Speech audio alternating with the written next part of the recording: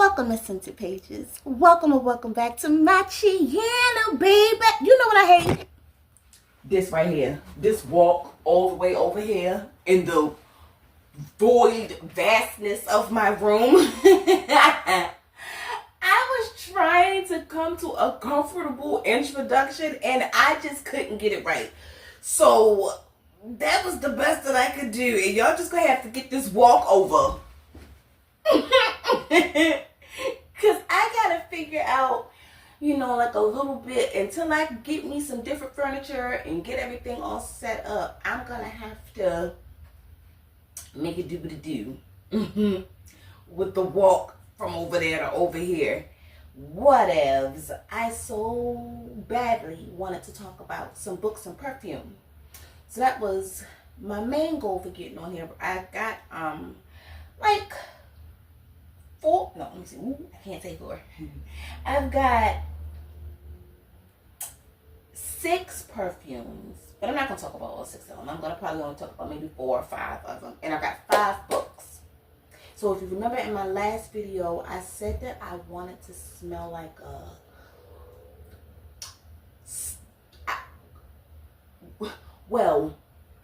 I had said that I wanted, to have the chocolatey, vanilla bean, kind of cup of coffee scent.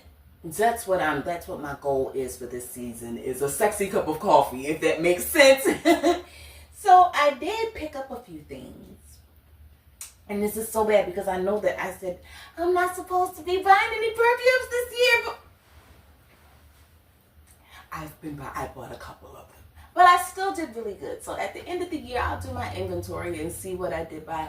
I went a good long while, and I didn't buy as many of them this year as I usually do. So I feel like that's okay. Even though I definitely failed the challenge, I still didn't do as bad as I could have done. So with my sexy latte goal in mind, I got the Choco Musk that I wanted so badly, and I got the Choco Musk Marshmallow. And then to kind of complement those, in the same perfume house, it's by El Rahab. It's, let me see, I got the oil, the concentrated oil, Choco Musk oil, and then this French coffee oil. So this French coffee can be kind of cloying and a bit overwhelming because it does smell just like coffee, but it smells really, really good. What I like about these scents from this perfume house and El Rahab, I'll put it like up in the over here when I do the editing so you can see what it looks like. It's spelled A-L hyphen REHAB, is that it was established in 1975, so it harkens back to the 70s, which is one of my favorite time periods. And then it also, like it said in the description on Fragrantica, definitely blends the East with the West. Like you can smell the cinnamon and the Eastern influences on these scents, and I'm enjoying that. Definitely can smell the cinnamon, the ginger. I'm getting it. It's beautiful, but like I said, this one, the French coffee one, is kind of cloying. You don't want to. I'm using this as a good layering. So let's talk about it. I've been layering this and stretching it out, like in my Vaseline and in like my other like beauty creams and stuff. So I'll put this, just a dab maybe of this French coffee oil in my clothes, like just a dab, and then I'll layer over top of it, come over top of it with just this quick body spray, real quick, cheap vanilla body spray by Body Fantasies. Love it. It's so beautiful. And it balances out and gives that vanilla to the coffee scent, because like I said, the coffee scent can be a little overwhelming. Let's look at the notes for this French coffee. I have it. Okay, so the main accords are coffee, warm, spicy, sweet, vanilla, caramel, lactonic, and cocoa and cacao. I should say, because it's not cocoa, it's definitely cacao, and it's very strong, so you have to be careful with it, but it's beautiful. It's strong, like how you would think. What's a good way to describe it? It's strong, but good, but smells really, really good, like a scent like Chanel number 5, or a scent like a lot of people like Winsong. That's a little too strong for me, but something like that. You know how it's just you only need one squirt. That's how this is. You only need just one little teeny bit. So the notes are coffee, caramel, milk, vanilla, sugar, cacao, and cinnamon. It's absolutely beautiful. So like I said, I'll do the oil, or I got also the Choco Musk oil, but then I'll go over top of it with the vanilla body spray, and then I like to go over top of that with a regular perfume to kind of complement it all and bring it all together. So what I have that I've been kind of combining and messing around with, like I said, is from the same perfume house, the Choco Musk original Choco Musk, beautiful, and then its flanker Choco Musk Marshmallow. So I had found these and I smelled it originally around the corner in this hair store, and so it was a little more expensive in the hair store, and I ended up looking it up online on Amazon, and Amazon had it for much cheaper, and the flanker was there too. So I said, oh yeah, so I just got both bottles, ordered them right from off of Amazon. If you want to get yourself a bottle, if you want to smell it. It smells really good, and it's not too expensive. It's cheap enough that you can smell it, and if you dislike it, then you can give it away or throw it away. I love mine. These smell beautiful. So Choco Musk has main accords of vanilla, warm, spicy, chocolate, powdery, sweet, musky, woody, cacao, cinnamon, and amber. And it's just amazing. Like, because of that chocolate, like, you really get that sweet, chocolatey, but musky sexiness. It really smells gourmand and like something that you just want to eat and drink, and in all of the good fun things that you do in the fall and in the coming months and these seasons. It really smells like a fall marshmallowy. I can't even say marshmallowy too much, but it does. It reminds me of like a s'mores, like a cinnamony chocolate s'mores. Oh yes, that's amazing. And then its flanker is the Choco Musk. Oh wait a minute, I didn't do the notes before I do that. The notes for Choco Musk are vanilla, chocolate, musk, spices, cinnamon, amber, sandal, oriental woodsy notes. That's all one. Oriental woodsy notes and rose. That smells so good. So then I got also its flanker, which is the Choco Musk Marshmallow, and its main accords are sweet, fruity, powdery, vanilla, cacao, and warm, spicy. It has fragrance notes of marshmallow, strawberry, vanilla, and cacao. Oh.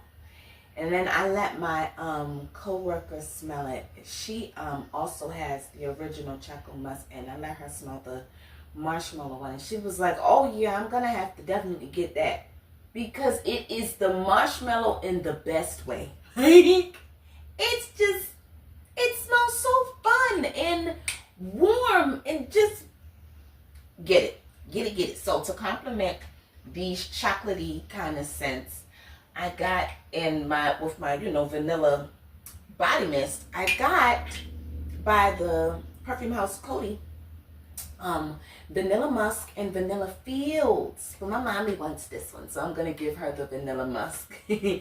I'm gonna give her that one, and I have an older bottle that I have, and I'll just use the older bottle in the meantime until I feel like ordering another one. She was like, "Oh my goodness, Vanilla Musk! I love Vanilla Musk." I was like, "Well, you have it, lady. You can have it, my sweet lady." But meantime, in between time, we're gonna smell it and use it just a little bit. So this is Vanilla Musk by Coty, and its main accords are vanilla, powdery, woody, musky, sweet, and balsamic. Absolutely amazing. And they were both, Vanilla Fields and Vanilla Musk, they were both released within 2 years of each other. One was released in 93 and the other in 95. Actually, Coty is one of my favorite perfume houses. I like a lot of their scents. I think I got the Coty Wild Musk, and I think also Navy is by Coty too. I think Navy is by Coty. But if I'm not mistaken, Navy is by Coty too. And this also smells amazing. But a lot of their perfumes are really, really good. So that was Vanilla Musk's Vanilla Musk main accords. And then it is just simple notes of vanilla, musk, sandalwood, and cedar. And that's honestly all you need. All you need. And it's just the sexiest type of vanilla 90s scent. Vintage, grown and sexy, amazing. Perfect for the fall, for the winter time, for the seasons that's coming up when you want to smell pumpkin spice and vanilla and coffee and all that kind of stuff. Perfect complement to those types of scents. And then next I have Vanilla Fields, which is last but not least. Vanilla Fields, also by Coty. Now this one, although it's very different than the Musk, this also is hidden on everything. So its main accords are vanilla, powdery, sweet, woody, amber, white, floral, aromatic, warm, spicy, coconut, and balsamic. A lot of people have to be careful with vanilla scents. Sometimes vanilla scents, and I know I have to be careful with musky scents, but sometimes vanilla scents, not everybody likes vanilla scents. That cakey kind of smell can sometimes settle on some people's stomachs wrong, so be careful. Maybe go somewhere where you can smell it before you purchase it. Go to the mall, because that's what I plan on doing. I like to go to the mall and smell stuff before I buy it. I'm going to see if I can get it for a little bit cheaper online. And if I can't, then I know I can go to the mall and get it. Like I know I couldn't find, like I said, for the longest, the Rihanna online. It was completely sold out. So I know I can probably go to the mall and get it. But yeah, so be careful with the vanilla scents. But this is beautiful and amazing too. Its notes. Oh, this one has a lot of notes. This one has a lot of notes. Okay. It's top notes of coconut, peach, bergamot. Oh my God. Middle notes are jasmine, geranium, and lily of the valley. Base notes are vanilla. I think I might like this one better than the Vanilla Musk, because see, also, wait a minute, let me finish this. Vanilla base notes are vanilla, tonka bean, amber, sandalwood, musk, Virginia cedar, and patchouli. Also with me, like vanilla scents sit on people's stomachs wrong. Musk scents sometimes sit on my stomach wrong. And this one just agrees with me so much better. That's amazing. This one is Vanilla Fields. That's beautiful. I'm definitely going to be carrying this around this season. And mommy can definitely have the Vanilla Musk. It smells good too. But yeah, I have to be careful with this one. And kind of all musk scents hit me like that. I always love them, but as soon as they get to my belly, as soon as I smell them, it's like smell, brain, belly, nausea. It's like the heaviest kind of queasy, but I mean, I don't know. This one doesn't really hit me as queasy, but that one is agreeing with me better. I like that one better. That's good. So I will replace this one eventually after I give it to her. All right, so that's that. I'm drinking some warm water with the apple cider vinegar and lemon, cayenne pepper, and hot honey in it. It's good. I like it. It's relaxing, simple, tasty, healthy, all that good stuff. So, and like flushes out your system real good. And I can't wait to finish so that I can I mean, not that I can't, I can always spend as much time as you will have me talking about books and perfume, but I'm actually really excited to get done this video because I want to paint my toes and take a bath and relax and kind of do some girly things, especially with all my little perfumes and stuff. So yeah, I'm looking forward to that. So I don't want to be too long. That's really good, yeah. If you get a chance, keep it simple. You can also do it with like green tea, but I really like just the plain warm water or hot water, hot faucet water. It doesn't have to be boiling hot, with just apple cider vinegar, lemon, fresh squeezed lemon juice, cayenne pepper, and hot honey. Bam, it's so good. So I have 5 books. Behind Closed Doors by B.A. Paris. I have God Don't Make No Mistakes by Mary Monroe. One of Our Own by Lucinda Berry. They Never Learn by Lane Fargo. And Camp Damascus by Chuck Tingle. So first we'll start off with Behind Closed Doors by B.A. Paris. This was a really good book. I gave it 5 stars. Almost as usual. So the description is, everyone knows a couple like Jack and Grace. He has looks and wealth. She has charm and elegance. He's a dedicated attorney who has never lost a case. She's a flawless homemaker, a masterful gardener and cook, and dotes on her disabled younger sister. Though they are still newlyweds, they seem to have it all. You might not want to like them, but you do. You're hopelessly charmed by the ease and comfort of their home, by the graciousness of the dinner parties they throw. You like to get to know Grace better, but it's difficult because you realize Jack and Grace are inseparable. Some might call this true love. Others might wonder why Grace never answers the phone, or why she can never meet for coffee, even though she doesn't work. How can she cook such elaborate meals but remains so slim? Or why she never seems to take anything with her when she leaves the house, not even a pen. Or why there are such high security metal shutters on all the downstairs windows. Some might wonder what's really going on once the dinner party is over and the front door has closed. So I said, ooh, I could not wait for Jack to get his comeuppance. Oh, I was so gripped by this book and I couldn't put it down for like 2 days.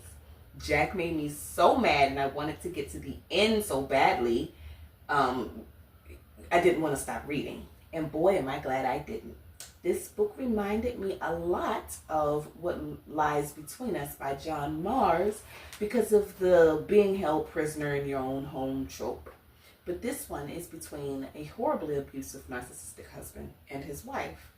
We have Grace, Jack, and Grace's sister Millie, who has Down syndrome. And also we have the friend of Grace, Esther. You know, I love a good time hop between the past and the present that brings everything together. And this novel alternates between the past and the present, revealing Grace's present disturbing reality in her marriage with her husband and her past, which are the events leading up to how she got to this point. Meeting Jack, marrying him, and becoming his prisoner. Jack appears to be this perfect husband, but behind closed doors, he is very controlling and abusive. He is a very controlling and abusive man who isolates Grace from her friends and her family, especially from her sister Millie, whom she loves and cares very deeply for because their parents couldn't give a single hoot about either one of them.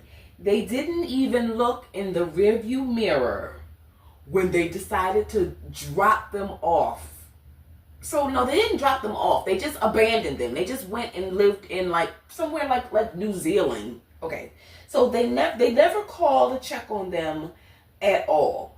They never wanted, neither one of them, Grace and Millie's parents, never wanted really to really be parents. So they had told Grace from the jump that they never wanted to have children, and so Millie was kind of like a later in life oops baby, and that was probably what contributed a lot to her disposition in life. Like I said, she had a Down syndrome, so she wasn't planned or anything. And she was born really by the skins of her teeth, because when their mom found out that she was pregnant much later in life with Millie, she was on her way to having an unaliving, but Grace begged them to have Millie and to have her so that she could raise her, because at that point Grace was like 17 and had always wanted a sibling because she hated being an only child. But she really didn't think that decision all the way through, because that heavy of a responsibility on her life kind of subsequently really had an effect on how it went. And not because not a lot of men were really stepping up to marry a woman with the lifelong responsibility of caring for her sister with Down syndrome. So that kind of set her up in life for breakups and loneliness, which made it very easy for Jack to come along and play on her vulnerabilities. I really enjoyed Millie's sister, Grace. She was so sweet and my favorite character of the book. I like how perceptive and clever she is, not one to be underestimated at all. I was rooting for her the whole time, hoping that nothing bad happened to her because she was the best. Grace, on the other hand, was a bit of an airhead and kind of got on my nerves.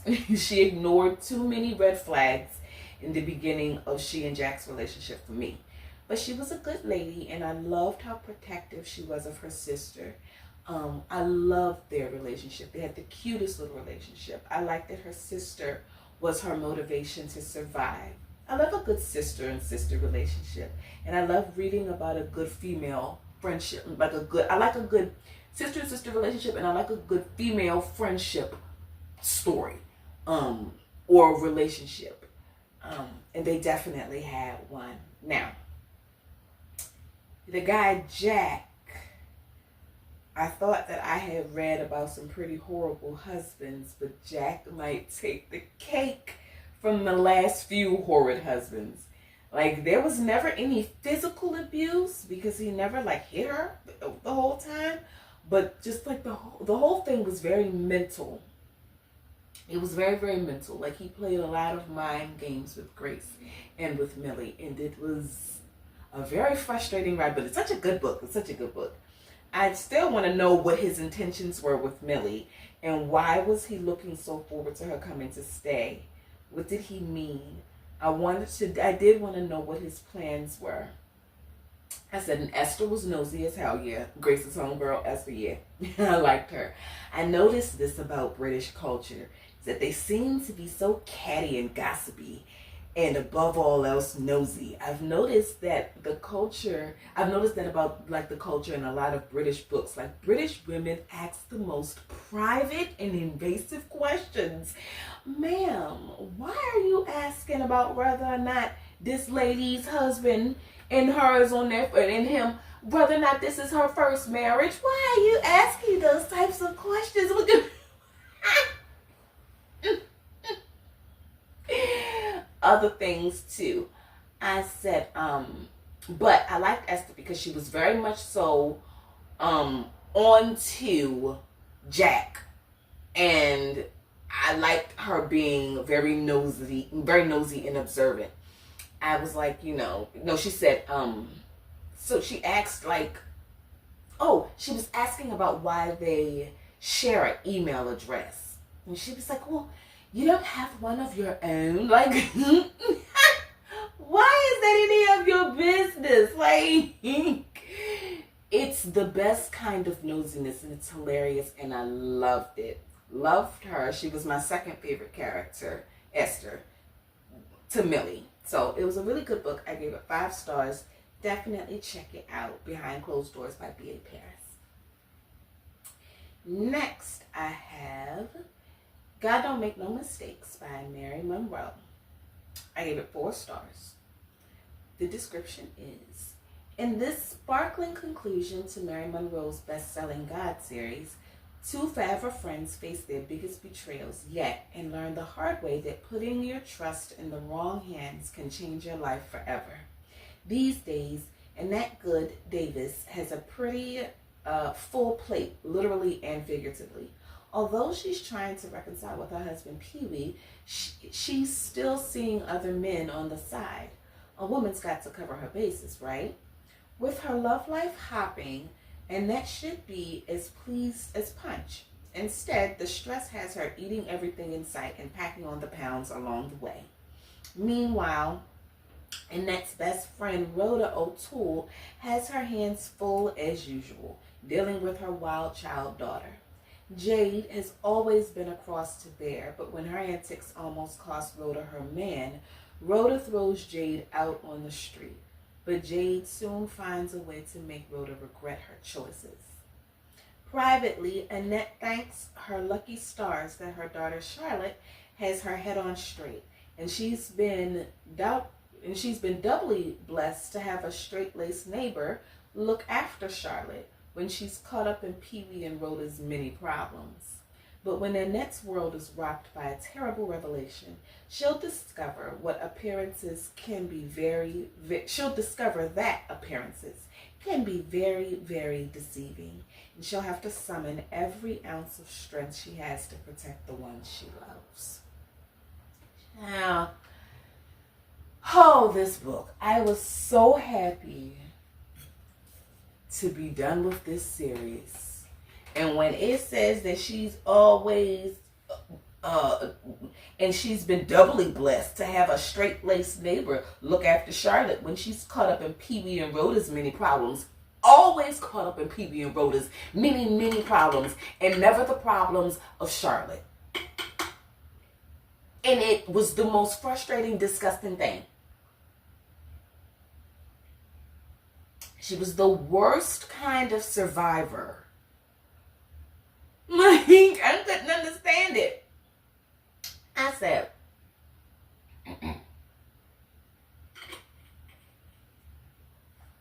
boy, am I glad to be done with Annette's ass. I'm so happy to be done with this series. The book kept me interested, but at what cost? She was so annoying. The first book, God Don't Like Ugly, was the best and my favorite book of the series. Mary Monroe should have just let that be a single novel and let the smothering death of Boatwright be the end of it. But no, she dragged the ish out for 6 miserable books, and I read all exhausting 6 of them. I am so over Annette, and I'm glad I'm done with this series. Like I was over Alani in that Ethic series. I couldn't even finish it. I got to like the last 3 hours of Ethic of the series of the last book. And I just physically could not bring myself to picking it up again. Annette and Alani were just too backwards thinking and draining to be reading from their perspectives for a whole 5 or 6 book series. Gosh. Annette was easier than Alani, but the struggle was still real. So keep that in mind. I still enjoyed this series more than the Ethic series though. Getting the wrap up on the cast of characters was fun because that's what I was looking forward to the most and the only reason why I stuck it out to the end. I wanted to know what happened to Medea and Frank, Scary Mary, and Jade. Mary didn't die of old age, though. She died in a car accident, which kind of makes sense that age wouldn't be able to took that old biddy out. At least she got to live a nice long life selling hoes, and I loved her for it. No, and I loved it for her. Medea and Frank died 2 weeks apart from one another. Medea grew, and she had some really good character development. She wasn't still bitter and angry with Frank over leaving her and Annette for 30 years in the past. But she does make sure that he gets paid in dust in her will. And I'm on her side about it. She left all of her stuff and all of her restaurants and the money and all that kind of stuff, her house and things, to Annette and Charlotte, as she should have. I don't think that Frank should be able to reap any of the benefits of the life that she had without him. But because of him, she and Annette really struggled for years after he left. And maybe Annette wouldn't have been abused had he not did that. So he should have been just happy with that he got women. I said so. He should have just been happy that he got to keep her back warm for the rest of his days. It was hilarious when Medea said that in the book. She said, he just here to keep my back warm. I was like, that's right. And he should just be happy that that's what he there to do. Keep her back warm at night. I was also kind of giving her the side eye, because if that was, all there was to it, then he should have never been able to find his way back into her life at all in the first place. But he was the father of her child and probably always had a special place in her heart, I guess, blah, blah, blah. But zilch is what he got in that will, and good. Annette and Pee-wee went through so much in this book in their marriage, as a couple and as individuals. Much more than I could ever deal with. She is such a better person than I could ever be at any time. But they healed it and ultimately moved on. Now I want to get to Charlotte, Jade, and Rhoda, because Charlotte was the heart and core of this book, finally. But not because Annette was actually paying her some mind, but because she had her own storyline, character development, and brought her abuser to justice herself. So, there's this lady in this book named Henrietta. She lives across the street, and she has 3 daughters of her own that she rules with an iron fist.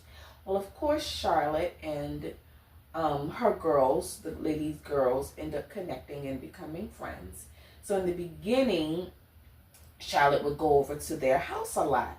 And of course, Annette never has a problem with this or is suspicious of anything, because Annette couldn't care less about where Charlotte is most of the time, so long as she gets to F off somewhere with Rhoda. Annoying. Charlotte is always somewhere other than with her parents. Her girlfriend's house, her grandparents' house, anywhere but at home. But after a while, she begins to come home complaining and telling her mother how much she hates going over to this Henrietta lady's house. In the beginning, she never really explicitly states why she doesn't like Henrietta or want to go over there. Just that she doesn't want to do it. Just that she doesn't want to go over there anymore. And that she hates going over there and would rather not. So instead of just saying okay and listening to Charlotte and just keeping her home, here go and that stupid, naive, backwoods, mammy ass. She said, well, if you can't tell me why you don't like her or don't like going over there, you're going to continue to go over there and do what I say. You only don't like her because she's strict and you can't get away with nothing. Then she confronts the lady about it and says, my daughter really doesn't like you, even though she likes everyone else except you. And I just can't figure out why. Would you have any idea why my daughter doesn't like you?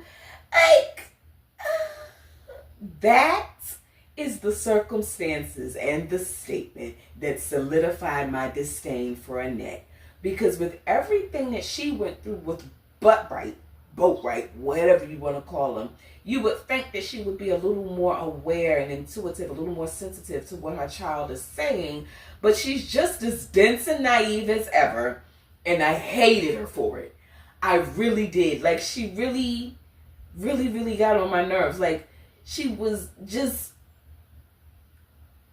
the worst in that situation. Annette was so far removed from the reality and the seriousness of the situation that poor little Charlotte literally had to get justice on by herself, which was beautiful, and I was really, really proud of her for her growth and her character development. But what the fuck? For them other people, everyone else sucks, and everyone failed that little girl, including Rhoda. Well, Rhoda just failed, period. Rhoda has fallen off. Oh my goodness, Rhoda is the worst. I wanted her to have a murderous comeback, but that didn't happen. As a matter of fact, nothing of any substance that could have culminated into anything happened with Rhoda after book 1. Not even Rhoda and Bully's affair ended up mattering, which is what pissed me off the most. After they had a secret kid in a decades-long affair throughout this entire series, Rhoda just broke up with him with no reason as to why or explanation. She was just done. Things did kind of come to a boil with Bully when Jade was home, but nothing more even came of that. Nothing more even came of that situation. And then her and Otis, they just celebrated their 40-year anniversary without him knowing that his entire life with his wife and his best friend has just been all the bullest of shit. It's been all it's been nothing but lies. Like, are you serious? His entire life has been, I said, then Otis, they just celebrated their 40-year anniversary without him knowing that his entire life with his wife and his best friend has just been a lie and has been happening right in front of him. That could have been the perfect climax, but Mary Monroe gave us nothing. And why didn't she expand on that storyline? There wasn't even a point to the storyline being in the book if it wasn't going to result in Otis finding out. Like, he got us so mad. I wanted him to find out so bad. Oh. Like, okay, no, he doesn't know that his entire marriage was bull crap. But Rhoda does. How do you live with that? Just years upon years upon years. So much goody could have happened in that storyline. But we got lint and crickets. And I was really disappointed with that. Like, I was really disappointed. And it just fizzled out into nothing. I said there wasn't even a point to the storyline being in the books if it wasn't going to result in Otis finding out. Jade did. I said Jade knew that they were sleeping together. So why couldn't she just tell her father? So she was a crappy enough person to do it and not care about what it would have done to her family. Literally nothing came of it. And that's what I wanted my Twizzler to twist the most for. I was waiting specifically for that and nothing. So disappointing. And the last thing I want to talk about is Rhoda and Jade. Put the entire mother-daughter in the trash. Put the mother-daughter in the trash. Put the relationship in the trash. Put the whole thing. It's rubbish. All of it. It is just the raggediest, most terrible relationship ever. Like, this is an example of a mother-daughter relationship, reading about a mother-daughter relationship that I hate. Jade had gotten so bad with her antics and foolishness that Rhoda thought that it would be a good idea to set her child up for a crime that she didn't commit to go to jail for an undeterminedly, is that a word? Long time. For unbeknownst for who knows how long. Just because she didn't like the lifestyle that Jade was living. I know you lying. Like, oh my goodness. Now, granted, Jade was tripping, but like once Rhoda had put her out of the house and told her to make it on her own, that's as far as that should have gone, in my opinion. But Rhoda couldn't deal with her daughter being a stripper at the local strip club. So, on one of their trips back home from Jamaica to visit family, Rhoda smuggled drugs into Jade's bag so she could get caught up with an international drug smuggling situation. Serious jail. Like, she wanted to send that girl to serious jail because she didn't like her selling a little on the side. She was terrible. Like, that is no reason for a mother to send her to jail. I'm sorry. Yes, it's serious, but that was just beyond ridiculous to me. Now, all up until this point, Rhoda had been informing Annette of her plan to set Jade up. So after she does it, and she comes back to the States and she's on the phone with Annette, she says, I did it. And Annette was like, you did what? I have no clue what you could be talking about. Be clear about what you're talking about because I have no idea. Just being goofy and naive. That was the other situation statement that made me, that just kind of rounded out my dislike of Annette. She really, really got on my nerves. But Rhoda, all I know is that Jade had best never find out that her mother set her up to go to jail for a crime that she did not commit. Because if she thought that Jade was crazy and hated her before, she's really going to have a problem on her hands after that. If I was Jade and I found some mess like that, I would have kept it in the family, that lady. I would have behind closed doors her real quick. She would have been a prisoner in her own home. I'd have held her captive for however long I was in jail for. Because what you mean, my mother responsible for sending me to jail? What? Absolutely disgusting. Rhoda and Jade were just the trash worst. Just put them in the trash. So, yeah, I say sending her to jail on some weirdo, scared straight type ish. Like, what do you mean? Oh my goodness. I said I really felt like Rhoda needed to go somewhere and find herself some business that wasn't Jade's, because that was a mess.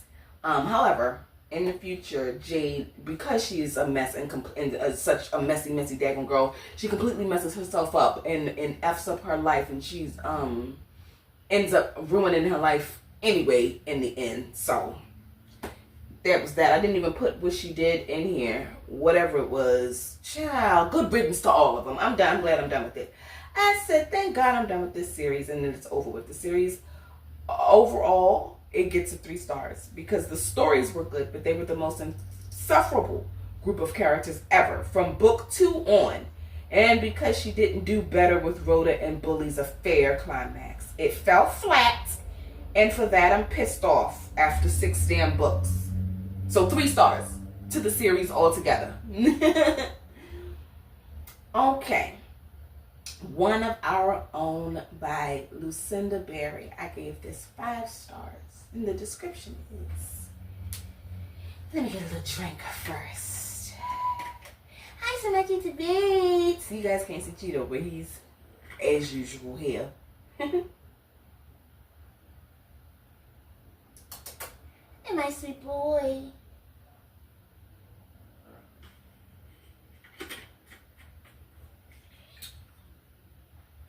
One of Our Own by Lucinda Berry.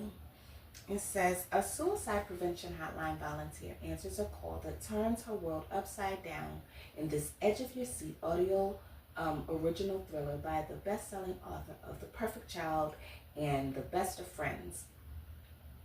It says, Felicia, a single mother and lawyer by day, volunteers at a local crisis center to give back to her tight-knit community in a small Wisconsin town.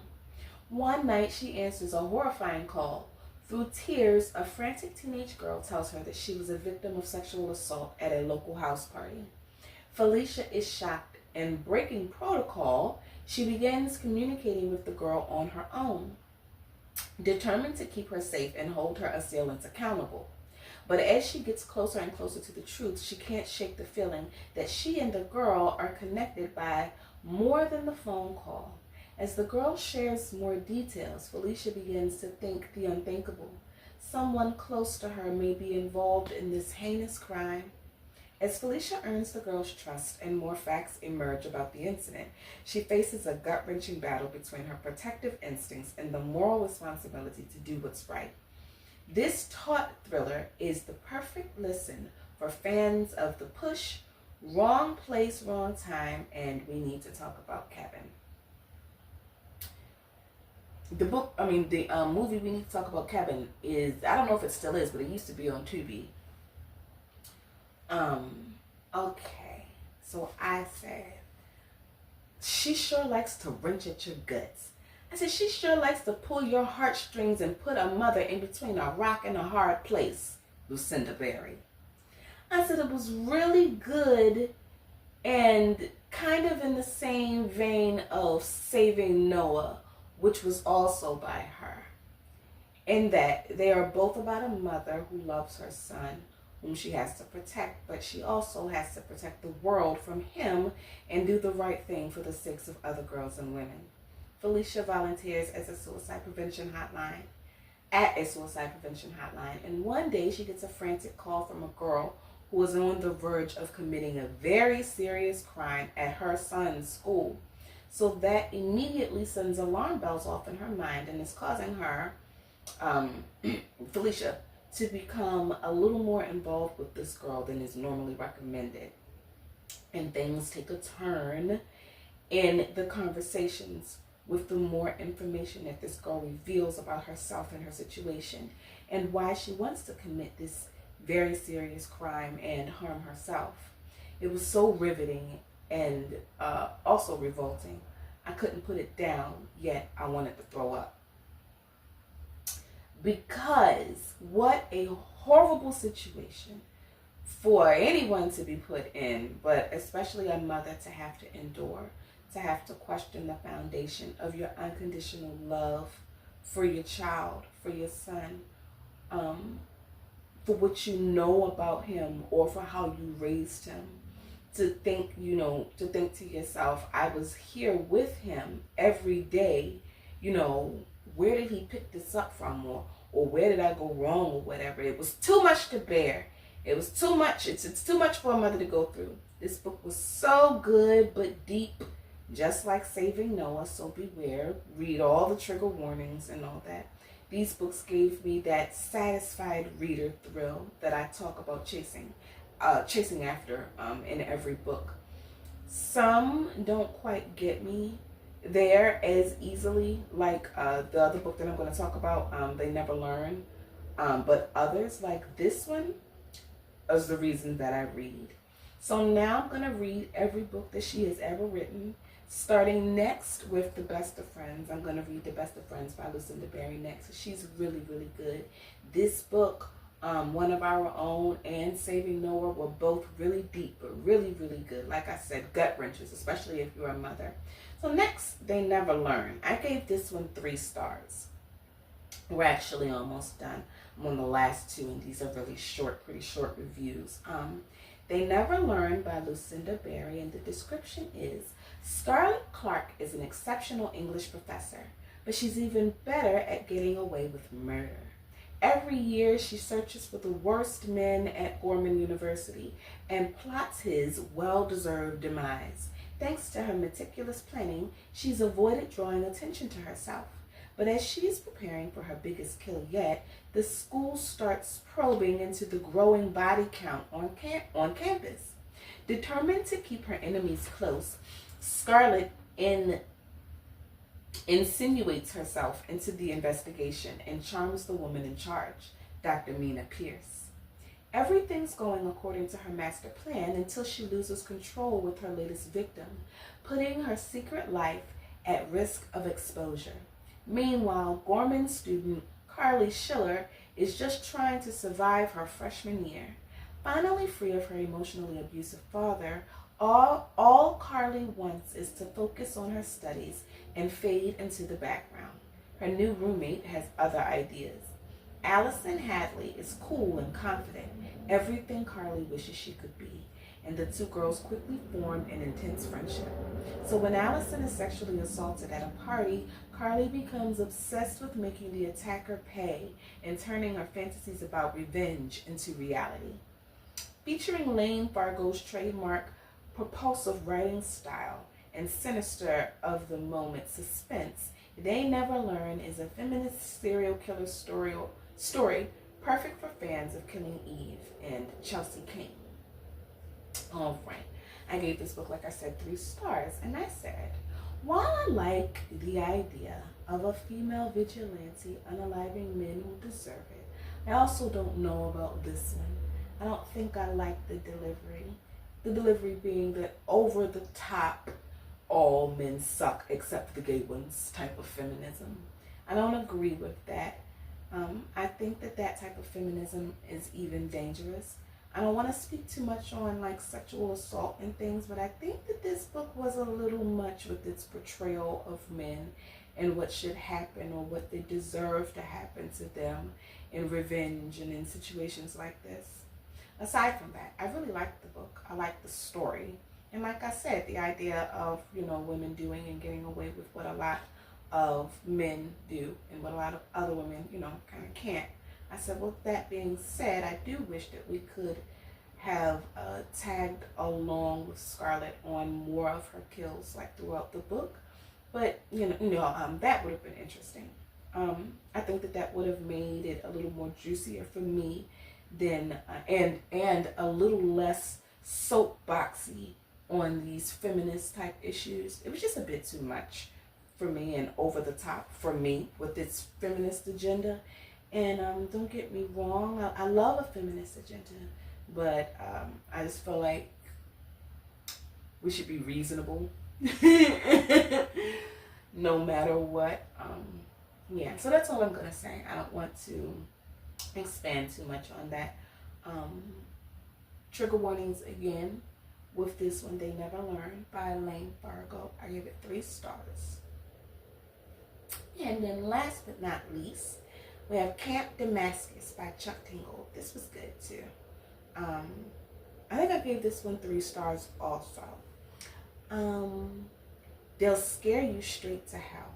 Welcome to Neverton, Montana, home to a God-fearing community with a heart of gold. Nestled high up in the mountains is Camp Damascus, the self-proclaimed most effective gay conversion camp in the country. Here, a life free from sin awaits, but the secret behind that success is anything but holy.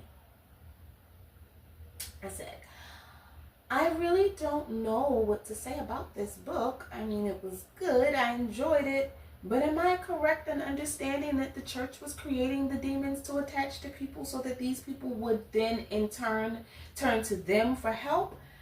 I liked how it had a lot that reminded me of certain religious groups, especially the fundamentalist religions. Another topic that I also do not want to get too deeply into on my channel, but I like this book and I would encourage you to read it if you like subjects like healing religious trauma and chosen family dynamics, stuff like that. It was a very interesting read. I liked it. It was very relatable to me, and I'm sure it could be relatable to a lot of people. So, yay, that was that. That was all 5 books. I am also currently reading, right here, I'm currently reading We Live Here Now. When I forget who that's by, I'll put the picture of the cover of the book up, but I am so enjoying it. I have another video coming up for you all very, very soon because I have been enjoying my reading these past couple of weeks. So, We Live Here Now, it is taking elements from The Raven by Edgar Allan Poe And I recently reread that poem, and I didn't realize prior to then how beautiful that poem is. And I really, really like that poem. So this book being inspired by that poem and kind of taking elements of it, it's been really, really enjoyable for me. Also, what's been was enjoyable, I got done reading it, was Eat the Ones You Love, another really good book. I like books about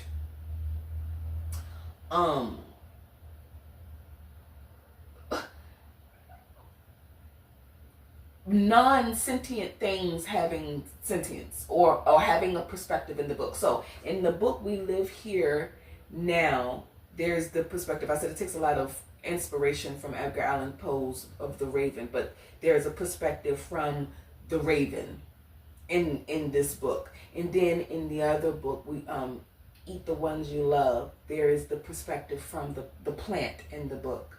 I will explain it and expand on it in my next video.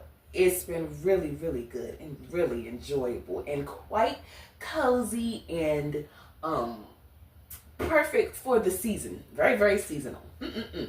I also started Stranded, which is like an Audible original, and it has Taraji P. Henson in it and Tracy Ellis Ross. I started that today, and I was laughing out loud like the whole time. It's been hilarious. Their voices on it are so funny, enjoyable. I'm loving it. And also Intruder by Freda McFadden. I'm almost done with that, so that'll also be in my next video. I guess that's it. Yeah. So until next time, I guess I will see you later. So here we go with this walk all the way over here. See you.